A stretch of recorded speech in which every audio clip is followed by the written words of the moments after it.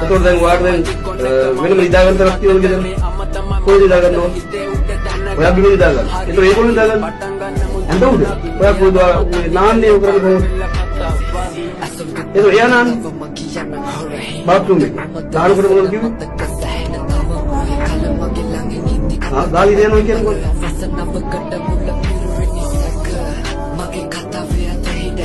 ඉතින් ඒක තමයි දාතරයි. ඒ කොයි වෙලෙද කිව්වේ? කීයේ කිව්වේ? කොයි වෙලාවට දෙව්වා? යා කොහෙද දෙව්වා? ඔළුවට කවුරුද කිව්වේ?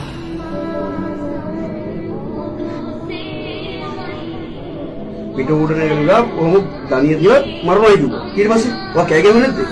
ඇයි ඒක වහන්න නැත්තේ? ඇඬුවොත් තාත්තා ගහනවා. ඔය තාත්තට කිව්වේ නැද්ද මේක? ඇයි? තාත්තා බයිනෝ. තාත්තට කිව්වොත් ඒ තාත්තට කිව්වොත් තාත්තා වාංගත් ගන්නේ නැද්ද?